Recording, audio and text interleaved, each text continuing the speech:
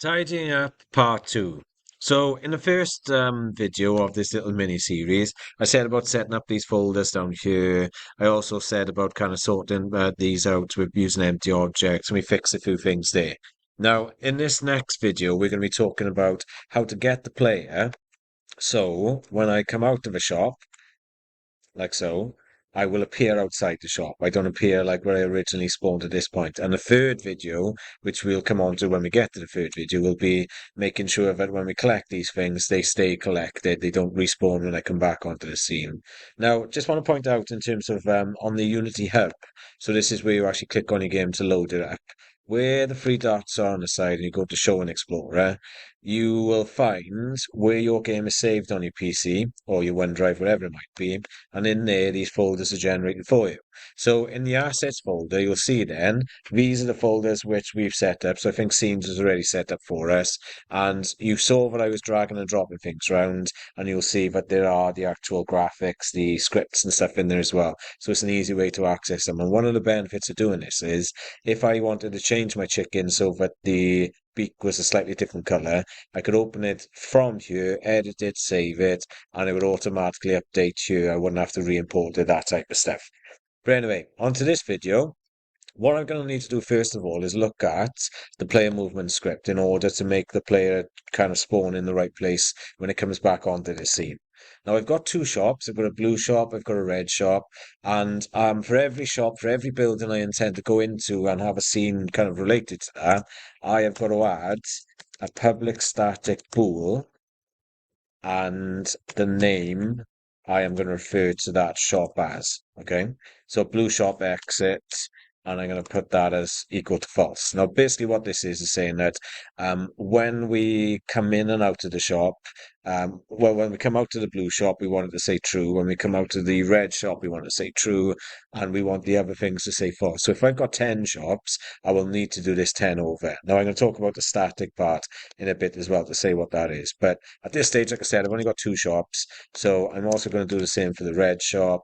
But like I said, if I had a green shop, if I had a white shop, if I had a brown shop, if I had whatever shop, I would have to make one of these for each of them. So they both set to false at this stage. I'm just going to copy this across. Basically, why am I copying it across? I'm just copying there. And down within my player movement script, I've got this on trigger thing to say when I come out of the blue shop, I will get spawned back into the sample scene.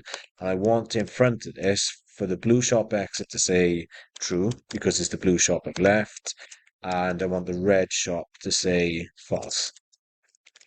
And for the red shop exit, because I've got that coded up on here somewhere, where's it to? By here, I want it to be the other way around. So I've pasted those in, and I'm just going to swap it to say I'm not coming out to the blue shop. I am in fact coming out of the red shop. And like I said, if you had 6 or 7 shops, you would have 6 or 7 things here with one saying true and all of the rest saying false.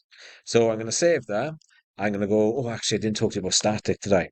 Now, at the moment, all these variables are used within this player movement script, but this blue shop exit, red shop exit, and whatever exits you end up doing, we're probably going to need to call those from another script in order to kind of spawn our player in the right place.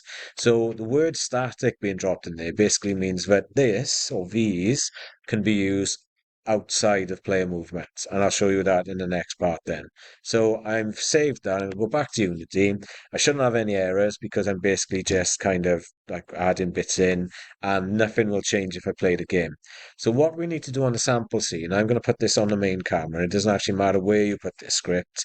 I'm going to add something called a game state manager. And it's just another script basically, which will generate within our assets. So I can drag and drop that in later. But for the time being, I'm just going to open it up there. I'm not going to change anything at the top, but I am going to get rid of all of these bits here. Now, within this, we are going to be putting the following code. So where have I put that? So I think it's a bit further up here, actually. Yes, the bit I've got highlighted here. So obviously you guys will need to type this in. I'm going to paste that in. And I got a feeling I've got too many brackets now, so let's just get rid of that bracket on the end. Just spotted I've got a woodhouse exit on here, so I don't need that one because I don't have a woodhouse exit. I just have a red shop exit and blue shop exit. And do you know what I said about the static in the player movement script? I'm referring to these blue shop exits and red shop exits booleans, the trues and falses, by putting a player movement, which is the name of the script in front of it, dot, and then that variable. But let's just go up a little bit of moment because what I want to do is just comment out these bits. Now, commenting basically means that this code gets ignored, doesn't get run at all. And this actually will be part of the third video. So I'm only commenting out so people don't get confused as to what to say. So you can type it in by all means, but it won't actually kind of affect what we're doing down here. Now, what I'm trying to kind of build up towards is this game state manager when we come on to the sample scene, because that's where it's saved up, we'll basically say, well, if the blue shop exit is true, if we're coming out of the blue shop, it will put the player in this position here. So this is the X and Y position. So what I'm going to need to do, those two numbers aren't correct because my player, if I actually drag it so it's actually outside the shop, so that's kind of where I want it to spawn, I'm taking these X and Y positions. So I'm going to take that X, and I'm going to pop it where we to there. And because it's got a decimal place, I'm going to put an F on it. And I'm also going to do the same for the Y position. While we're here, we may as well also do it for the red shop exit. So let's get back onto here, and I'm going to move him across so he's the red shop. Yeah, that'll do. So minus 20.1 this time for that one, for the X position. And God, why can't I highlight things? I have to put an F on the end because it's decimal place. Yeah, if you don't put an F on and you got a decimal, it'll give you an error message. So just makes it a bit kind of, I say easier, it just makes sure you don't have any problems. So there's our X and Y positions for the blue shop exit and red shop exit. So if I come back onto here, we let it kind of kick in to make sure that it's doing what it's got to do. And if I press Control Z to put it back into the original position, and when I press play, in theory, what should happen is when I go into the blue shop and I come out of the blue shop, I should spawn there. But I didn't because I forgot, and this is what this error message is here, that on that main camera where I've got the game state manager, I haven't actually told it what the player is. So I need to drag the player across and drop it there. So if I press play and I go back in and come back out, it should spawn me right outside the shop. Ta-da! So let's try it with the red shop. And I already know something's going to go wrong here. So go in fine, come out fine. Well, where am I? I am actually there, look, but the camera didn't basically go to where I wanted it to go. It basically stays in its original position. So a couple of things I just need to quickly fix on here. A little something I need to add. So let's come back onto that bit and scroll back down. My little highlighted in yellow bits. I basically got to take these lines here, and they are going to go in front of those lines there. I haven't tested this yet, so I don't know where else is going to go. Let me just check, does that look right? So if, yep, that's fine so far. So we're basically saying where the camera is going to go as and when we come out. And if I also take these two lines, and they're down there as well, look, so I'm going to copy those into, let's just kind of like put those over like that as well for me. And let me just double check where that goes again. As you can see, I haven't done this recently. So that's kind of sorted that out there for us. Just gonna put that across there. And this exactly the same two lines. I'm gonna paste these two underneath as well. And get rid of that space there. And I think it's just one more line I need to bring across. So where's that to?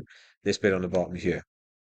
And it will be a bracket on the end of it, I think, as well. I need to check. So and after this bracket, I'm popping that in there.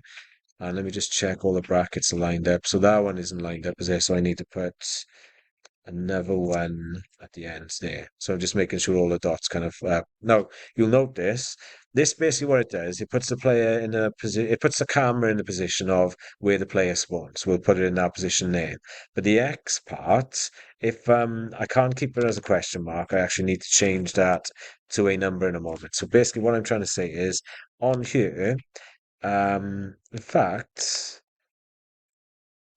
yeah, in fact, I'm gonna copy that line and pop it in there and change it to an X. So I don't have to go and find this. And I know this is going to go wrong. Just give you a heads up. And I'm going to save that and I come back on because really I want the camera to appear exactly where the player is, don't I? So let's just make sure that's saved. I think it's doing a little bit of compiling down there. I think it's good actually. Let's have a look.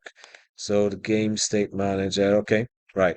So if I press play and we go into the blue shop and we come out of the blue shop, that looks okay. The red shop.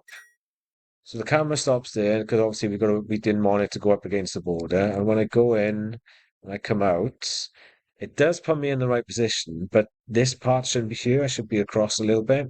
So all I'm going to do, just to fix this, just to show you how I'm going to do it, the main camera, and if I move left and right, our camera, if you look at the X position here, it actually stops there at minus 11.3, whatever that is. So on our codes, that bit where it's the red shop exit was the red shop exit. This bit here, I'm just going to change this so it is like so with the F there.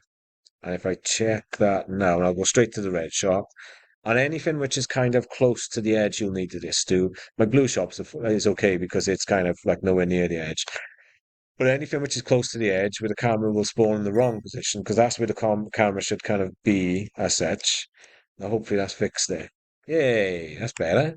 So that's how you do that then. So the next video will be about the fact that when we collect these guys and we come into the shop and then come back out to the shop, they don't respawn and it doesn't go back up to original 20 there. And in fact, what we also want then is eggs remaining to appear in these scenes and maybe a couple of eggs to collect within these as well.